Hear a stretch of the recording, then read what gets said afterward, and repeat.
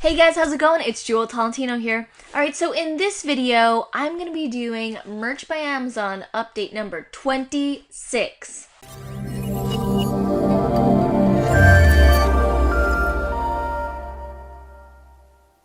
Alright, so this video is going to be a frequently asked questions video.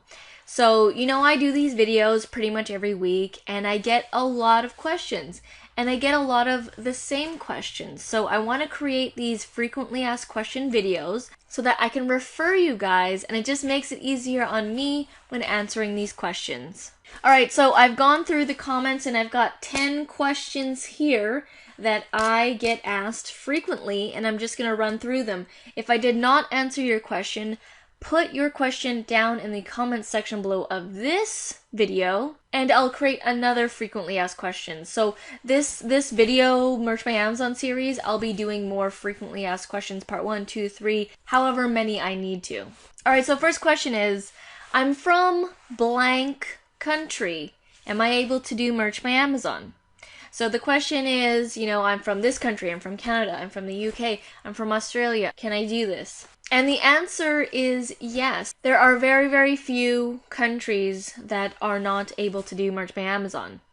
Now, the cool thing is of Merch by Amazon, it's not like Amazon FBA, where your country kind of matters and it's like a little bit more complicated like that. So I'm from Canada, and to sell on the US, I can, but I need to ship my items to the US, and there's like that whole thing. The cool thing is with Merch by Amazon, you're not shipping anything, everything is totally digital, so you can be from any country. And if you want to find out the exact countries, Google Merch by Amazon and head over there and find out which countries are not going to be included in the program. Question number 2.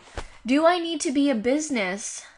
Do I need to sign up as a business before I do Merch by Amazon? No. You do not need to be a business. You can just be yourself and do it yourself under your own name, and just put your proper information when you're filling out the application form, and that should be fine enough. Question 3.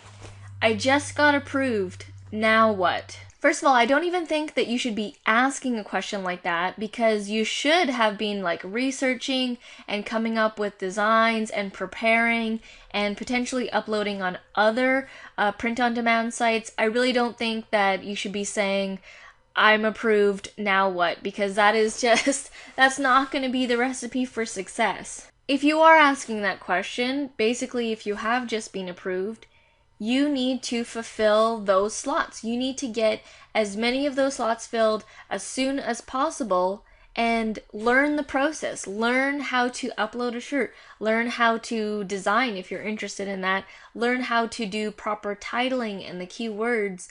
Keep getting better and better as the process goes on. That's how we did it. When we first started, had no idea how to think of an idea of a t-shirt. What could be now on a t-shirt? Now everything that I can see, I can think of to put on a t-shirt. But initially, we didn't know how to do that, so we learned how to do that. We didn't really know how to design, so we learned some basic design skills in Photoshop. And because, we couldn't do the more complex designs, we hired some people. So everything was done in steps. And so if you've just been approved, start from the very beginning and learn the game, learn the process, and get better and better at it. So question number 4, should I create the designs myself or should I outsource it? Well, that is totally dependent on your situation and what you want. So give you an example here. For us, we knew basic Photoshop. Both Arit and I knew basic Photoshop. Maria, our other team member, she had no experience at all, didn't know how to do any of that stuff, so she was not able to create the designs. She would help us with the ideas, but in terms of creating designs in the beginning, she wasn't able to. Now that we're more into it, she's learning basic Photoshop and GIMP to create simple designs. So it really honestly all depends on you. First of all, you need to ask yourself, do I want to create designs? Do I want to learn a design software? Do I want to learn a design software and do this? Or do I just want to outsource it and pay someone else to do it and I just think of the ideas? You need to ask yourself what kinds of things you're going to enjoy doing. So for us, even though we can outsource everything to the outsourcers, the graphic artists, we can if we wanted to, but we don't because we actually enjoy the process. When we meet up once a week with our little dream team, we actually enjoy creating the designs and making them ourselves. So half of them we create and half of them we outsource. So you need to look at your own situation and ask yourself, if you want to do this, great, then take the time to learn.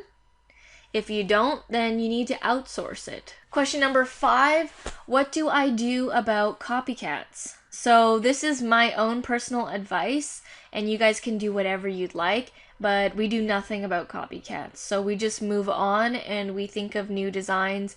My whole philosophy and way of looking at things is to just keep moving forward. I don't like looking back and having that drag me down. So yeah, there are a bunch of copycats, but I mean, if you're gonna be running a business and all you're doing is copycatting, like, I don't know, I just feel that you're not gonna be successful in life in general. So we look at it as there's like a million different ideas of what to create shirts and designs, like more than a million, like probably billions of ideas to put on shirts. And to me, I see that as great abundance, so I don't need to go back and get those copycats because I feel like it's a waste of my time. I'd rather be creating more designs. So I've got a more in-depth video talking about this subject, and I will link down to the description below where you guys can check that out. So number 6, how do I come up with ideas? So I find that people in the beginning, they get really hung up over this, and they're so like this that really you just need to just open it up, because really ideas for t-shirts are literally everywhere. I'll give you an example. I can come up with t-shirt designs pretty much on the spot. So here, I'll just give you an example. I'm looking around the room right now, and let's see what could be a t-shirt idea. So I see this lava lamp. So that would be cool, maybe like a retro 90s, 80s type thing. I'll do a shirt on a lava lamp. There's like a tiger print footstool, so maybe I'll do something with a tiger print on there, and I'll put like a, it's like a slash or something. Oh, and there's some seashells there that are painted gold. Maybe I'll put a seashell with sunglasses on it, and then say like tropical vibes or something like that. So like the ideas, they come to us very easily now, but I get that in the beginning that it's hard, and the best advice that I can give to you is that create t-shirt designs on a topic or a subject that you know. So everybody has a thing that they know about and they know certain terms. Like, we're really good at coming up with like cute type designs, like cartoony cute type designs, because that's not necessarily what we were into, but we knew like the terms and what people were searching for with like puppies, dogs, and cats. Now, if it was like a subject that I didn't know, like maybe like fishing or something, I wouldn't start off with that because I don't know anything about fishing. I don't really know the terms, and it's going to be harder for me in the beginning to come up with ideas on a topic that I don't really know much about.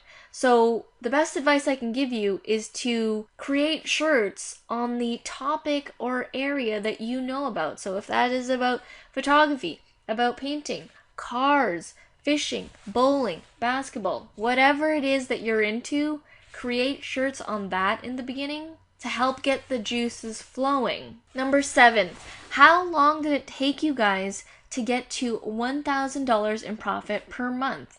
So after all of the fees and Amazon's cut and everything, it took us maybe about 9 to 10 months, less than a year, before we got to the $1,000 mark.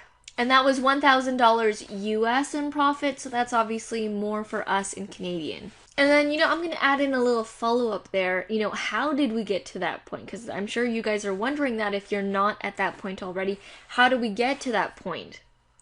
And honestly, if I had to boil it down to one thing, I would say it's consistency. It was the consistency and the repetitiveness that we put in with our listings, with the ideas, with the titles and the keywords. There are a lot of people who put up a certain amount of shirts and they give up and they just say, oh, this didn't work. In my opinion, there were too many people succeeding at this for us not to succeed as well. Number 8. So this is not really a question, it's more of a statement. I get the I'm not a designer. Okay, well, you definitely don't need to be a designer to do this. We are not designers. I wouldn't say we are graphic designers.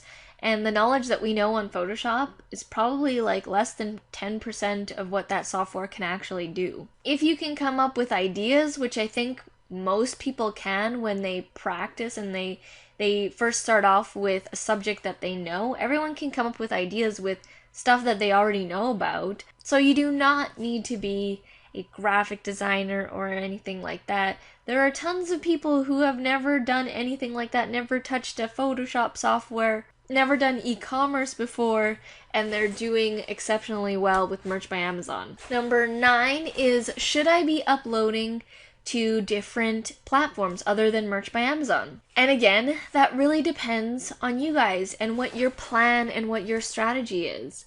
So when we were at the 100 tier, we had maxed out the 100 designs and we were waiting to get tiered up to 500. At that point, when we were stuck at the 100 and then our second account was stuck at 25 and we had maxed out completely, we went over to Redbubble and started uploading shirts on Redbubble. Because, we were maxed. We couldn't upload any more designs. We were still uploading them into the saved drafts, but, we were kind of like stuck a little bit. So we went over to Redbubble, started uploading on Redbubble. Then both of our accounts got upgraded and tiered up to 500. So it went from 125 designs max to 1,000 designs.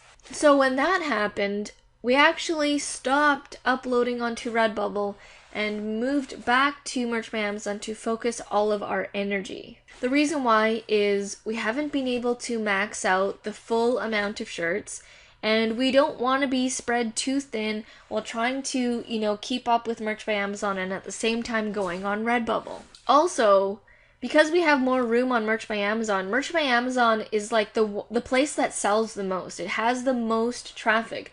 So we want to focus more of our efforts over there because there's still room to grow in there. We still haven't, gotten to the 500 mark with all of our designs. And our goal is to do that by Christmas, is to max out as many as possible before we get to the Christmas shopping, because things are going to get really crazy at that point. So, the question, if I should be uploading to other platforms, is, that really depends on your situation. You really need to take a look and see where you're at. When we were stuck and we were maxed out, then yeah, it was a good idea for us. But now that we have so many slots again to fill on Merch by Amazon, we have dropped our attention on Redbubble and have gone full force with Merch by Amazon. We feel that's the best thing for us because I want to max out those accounts first before I start paying attention to any of the other accounts. So take a look at your situation. If you're not approved yet, I would be uploading to other platforms. If you're, at the 10 t-shirt tier and you've already maxed it, I would upload to other platforms. If you're at the 25 tier and you're maxed out, I would upload to other platforms. So you guys kind of get the idea here. If you still have room to grow on Merch by Amazon, I wouldn't pay attention to the other platforms unless you have help in that area. But if you really are strapped for time and you're struggling to keep both going, I would just focus on Merch by Amazon and grow that first. Alright, so number 10. Can you really make money with Merch by Amazon? So I get people, like t-shirts, can't make money online with t-shirts. The answer is yes. And you've seen it with us if you've been following our journey. If you go back to my very first video, we had 0 sales, nothing. I was just announcing, hey, we're doing this thing called Merch by Amazon.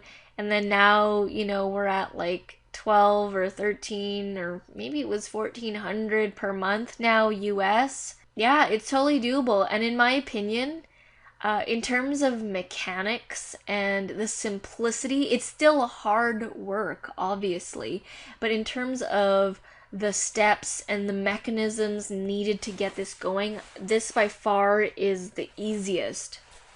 because, you know, we make money in a lot of different ways, and we have in the past and stuff. We've done MLMs before. You know, we used to design websites, Amazon FBA, creating courses, doing these YouTube videos. And in my opinion, Merch by Amazon is the most simplest, easiest form to make money online that I have experienced. There's no upfront monthly costs with Merch by Amazon. It's free to join. It can be free if you know how to use Photoshop. It can be very low cost if you outsource. And the process to upload a t-shirt is very simple. It's like a maximum of a certain number of clicks, and it's not like, you know, you're buying inventory from China and you're sourcing it and you're stickering it. You're trying to work with the manufacturers and the warehouses, or, you know, you're recording and editing videos for your courses, or designing websites, or, you know, trying to recruit people on your team. Like, it's definitely the easiest thing that I've experienced. So I would totally recommend Merch by Amazon as an alternate source of income. Obviously, with anything, you need to put in some hard work and you need to be consistent with it. Alright guys, so that is it for the frequently asked questions. Again, these are just my opinions and what I think. You know, you don't have to follow my advice, but this is what I would advise and what I would say to you if you were asking me these questions. Again, I'll be doing more videos like this, so if I didn't answer your question,